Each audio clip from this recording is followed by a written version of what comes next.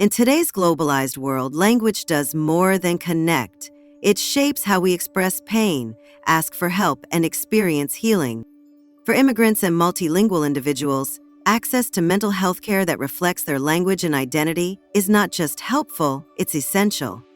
For emerging behavioral health professionals, understanding how language and representation impact mental wellness is a critical part of trauma-informed, culturally responsive care.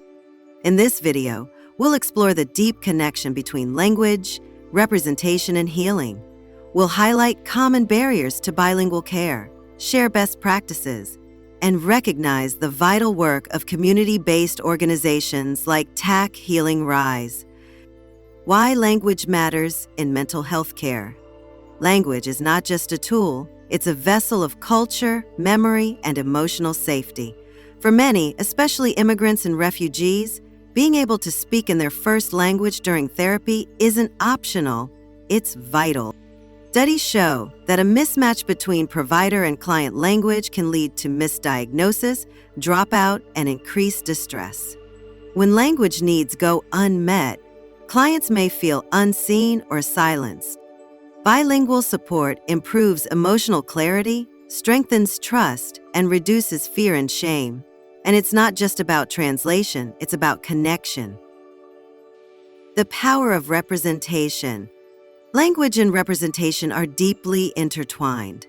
When clients see themselves reflected in their provider's background, in therapy materials, or even in metaphors used, it sends a message. You belong here. For communities historically excluded from behavioral health systems, representation can be a lifeline. It dismantles stigma and builds safety.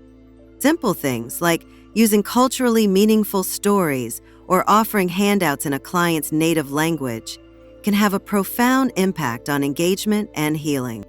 Common barriers to bilingual mental health support. Despite its importance, bilingual care remains limited in many areas. Key barriers include a shortage of bilingual providers, a lack of translated therapy materials and assessments, interpreters without proper mental health training, systemic bias that overlooks the role of language in diagnosis and care. These barriers are especially prevalent in underserved communities where support is already scarce. Trauma, language, and emotional safety.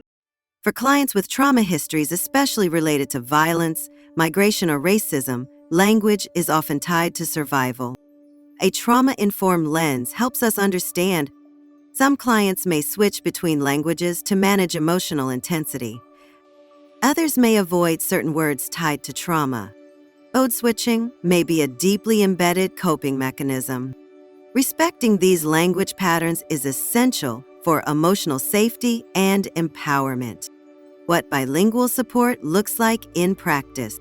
Emerging professionals can support bilingual care through these key practices. 1.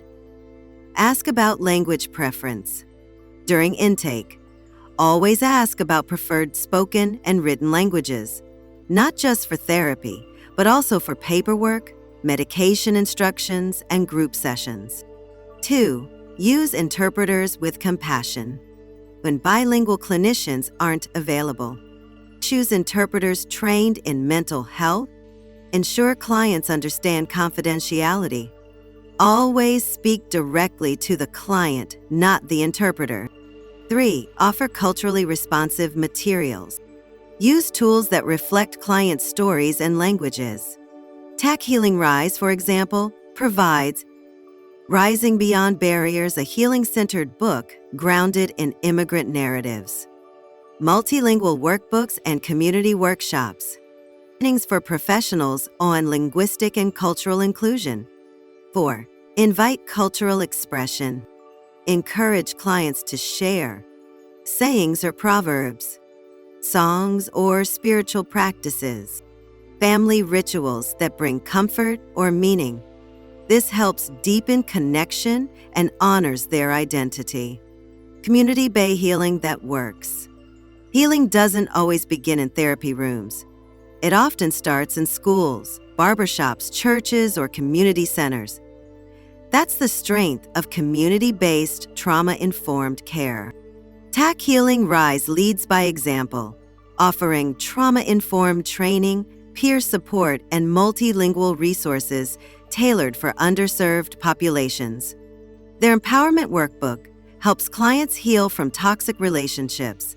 Their Bridging Families Workbook supports those facing family separation and reunification. Every tool they create centers lived experience, community wisdom, and accessibility. Advocacy for bilingual equity.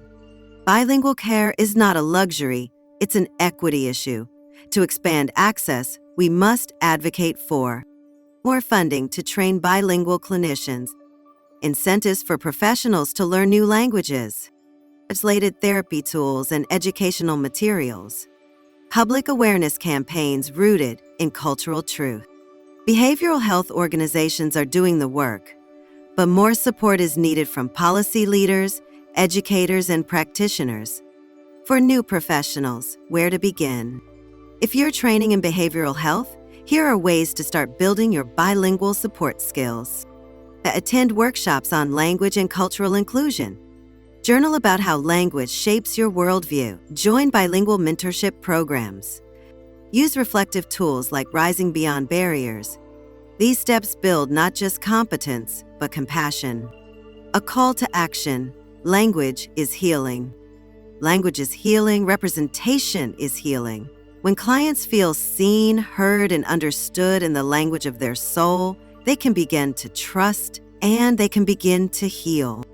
As professionals, especially in underserved communities, our presence can become a sanctuary, and our words, when chosen with care, can become part of someone's restoration. Let us remember, every language carries wisdom. Every culture holds strength.